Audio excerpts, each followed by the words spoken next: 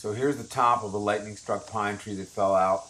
The tree was actually struck on Thursday and then the top fell on Friday. And that top is just completely shattered. Cracks throughout the entire structure of that top of that tree. This is probably 35 or 40 feet of the top, came down, landed across the driveway.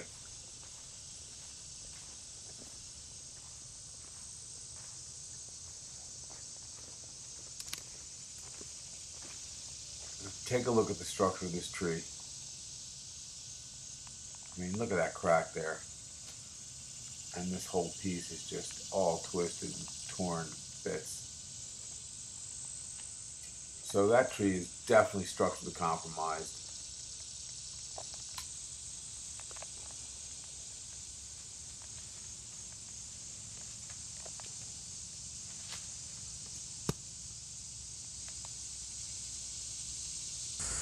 What do you want to do? You guys are on Candid Camera. Say hi to the folks in TV land. This is YouTube video. YouTube video. Yeah, YouTube. You guys are going on YouTube. Ed and Kate, a lovely couple, and this is their property here. And this is the tree that got struck by lightning yesterday. Was it yesterday or the day before? Day before. What do you want to do? And I'm going to take the top of this tree and I'm going to jump it right over that hedge. See where these logs are laying right down here? Yeah, you're going to damage the... The grass is going to get a little bit bunged up. That's but, my question. But yeah, but you got to fix this anyhow. So I mean, it's up to you. You want me to get the crane in? When you say fix it, what's that mean? Well, this lawn here has been bunged up from the original piece going down. Yeah, okay, I got it. So you're going to have to get some topsoil and some seed in here. It's going to need some attention anyhow. What do you think, Kate? You want to roll the dice with me? Are you living on the edge here? Well, for the life of me, I can't see what the roll is. I mean, so you're going to flip the top of that onto these... And it's coming out, yeah, it should land flat onto those logs there, over top of the hedge. There's a slight possibility, doesn't clear the hedge. And then... Oops! Are we going to hear a big fat oops? I hope not. Me too. I mean, I'm going to have to admit, part of me is that I do this stuff on YouTube that no one thinks can be done. And everybody freaks out, oh, you're crazy, you're insane, you can't do that, you know, you just got lucky, like 15 videos in a row are all lucky. And so I try to show them what's possible. Now, if that was a stone wall there that was going to cost thousands of dollars to fix, we'd be bringing the crane in or working from a 75-foot bucket truck, one piece at a time. So, you know, and I'm like 85, 90%. I normally don't make a cut unless it's 99 plus, you know. What's it cost to bring the crane in? I mean, probably $600, $700, $800, something like that. You know, I mean, what's it cost to fix the hedge? You got to fix the. You're gonna have to fix the one hole in the hedge anyhow, right? Maybe. Yeah, maybe not. These are amazing hedges. Yeah, we've had, you know, the resuscitation is amazing. We've had ice storms and snowstorms and whatever, and they've laid all the way down and laid there for weeks because the weight of the ice and the storm. Okay.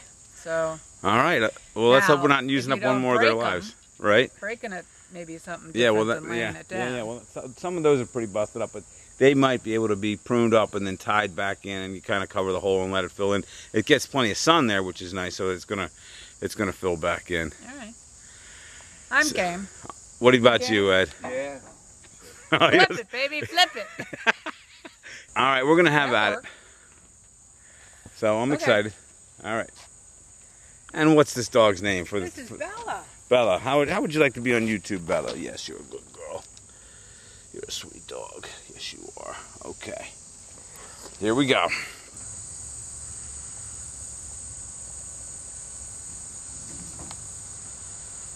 going to put Bella in the pool for a little bit for her paw. All right, so here's the white pine. It was struck by lightning 2 days ago. And it's laying 16 feet to the edge of that hedge there.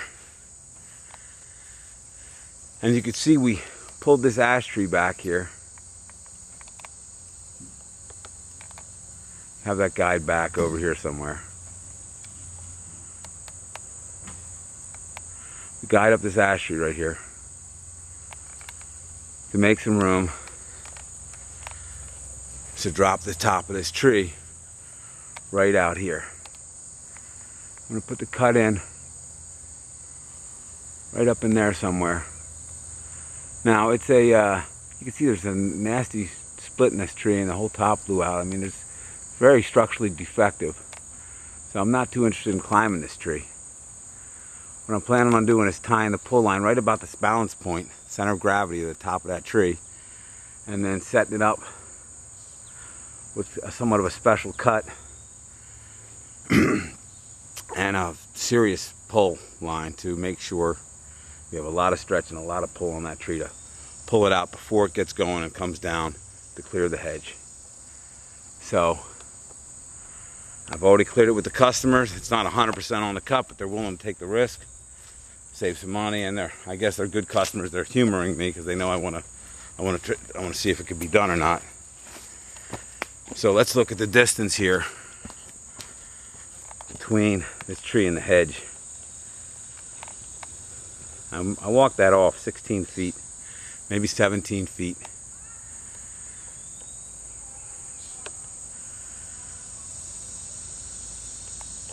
Welcome to another episode of Dangerous Trees. I'm halfway up this lightning-struck white pine. This tree was struck 2 days ago. Clearly visible from here. There's a crack in this tree. Right down the center of this tree opened up about 1.5 inches or 2 inches. That's like 10 feet over my head here. My plan is to put a notch and back cut in here and set a pull line up right around the center of gravity.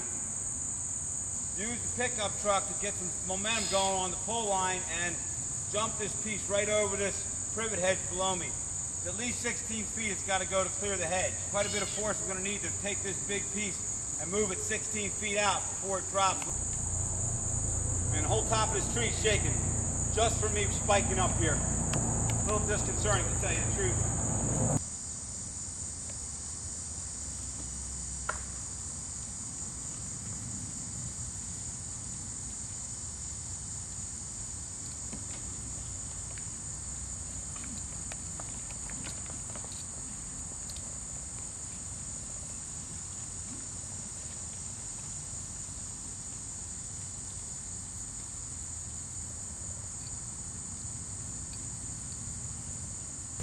There's a couple throwaways right here.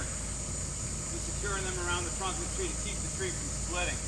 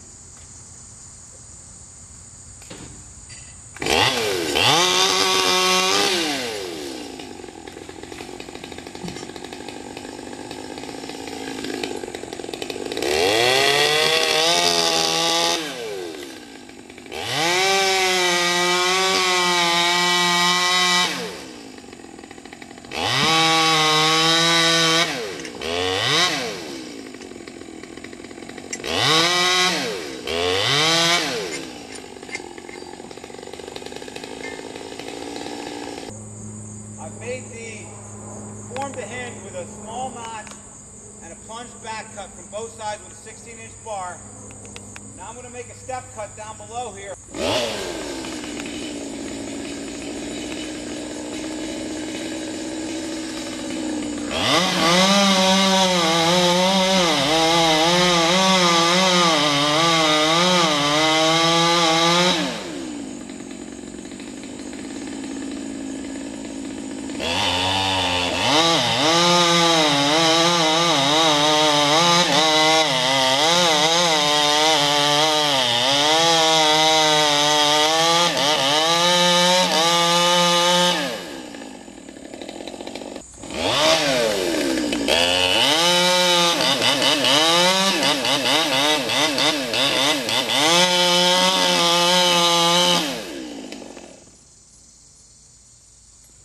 better about that. All right, I'm coming down.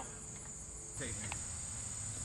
All right, so we're going to use a combination of momentum of the truck, stretching the line, and resistance in that step cut to get this thing to start moving. And it's going to have to move hard and fast. They come over 16 feet. Now you can see we've got a floating block here, anchored to a truck that's not going anywhere. This is set directly over top of the padding log.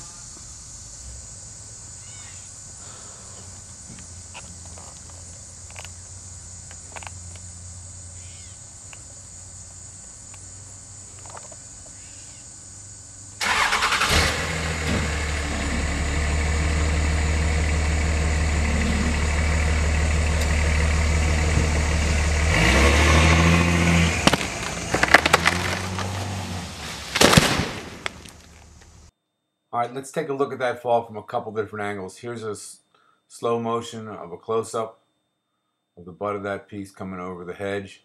Let's take a look at it in super slow motion. You can see just how it barely clears the hedge. And now here's a wide angle shot coming up of the entire piece. And watch the block, the floating block on this piece here. Notice how I hit the gas, and then as soon as I feel the line starting to get tight, I let off the gas, which causes this piece to float a little bit. It causes it to bounce around because there's not steady pressure on it. And then as soon as I can feel that the piece has started to move, I step on the gas again, and the piece comes out as far as possible. And you watch also the angle of the piece. It's coming down just a little bit tip first, but very close to flat. And the brunt of that impact gets taken by that middle padding log there. Let's take a look. Now listen to this again. Just listen to this when we hear the truck again. How I get off the gas for a second and then get on again.